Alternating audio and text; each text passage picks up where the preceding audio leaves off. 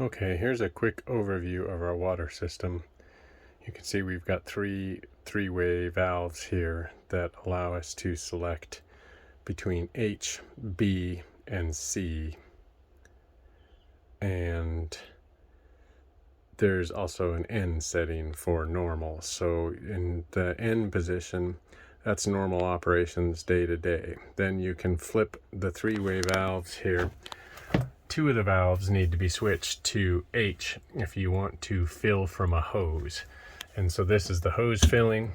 You hook a hose up, city water pressure runs everything through the filters and the UVs, and you clean all of your water before it goes into your tank, no matter what the water source is. If you don't have a hose connection, like we found many times in Mexico, you flip your switches to here and here to B, and you are now, and the other one goes back to N, and you can now use your pump to suck and fill from a bucket. So this is bucket fill, where it will use the pump to pull water in. You could fill from a creek or a river. Same thing, it's going to pump it, it's going to pull it all through your filtration system, UV, and then dump it into the tank. This is the tank drain. Flip things back to normal, and you're in normal mode. You can also just flip this one to circulate for C, and you'll hear the pump come on there, and we are now refreshing the water. So the water is now running through the filtration system and just recirculating, just to freshen it up if it's stale, stagnant, been sitting there in there for a while.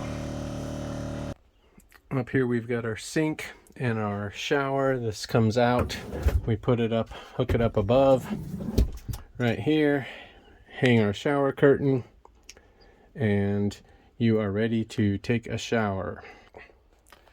The Kuma 6-gallon hot water heater is down here under the fridge. It has lines that go to the engine. So when we run the engine, that circulates antifreeze through here via the heat exchanger, and that heats our water. So anytime we're finished driving, we've already got plenty of 200-degree water. It's also hooked up to the inverter, and I can power it with 120 to heat up hot water as well. Eventually I may flip that plug to a 12 volt. They make a 12 volt version of the plug, so I could not have to use the inverter, but so far we think we're going to just drive and heat it mostly that way via driving. Then here's the gauge to see how full your water is. There's a light right here with this button.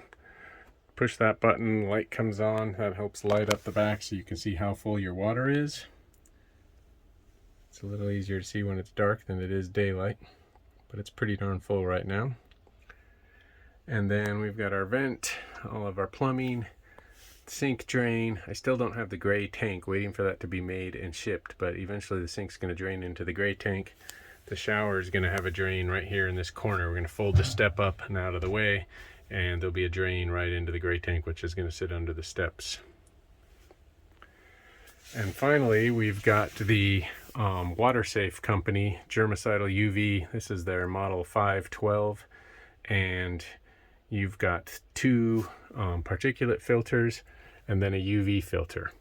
And so anytime we are using water, we are running water from the tank into these three filters and then up to our faucet.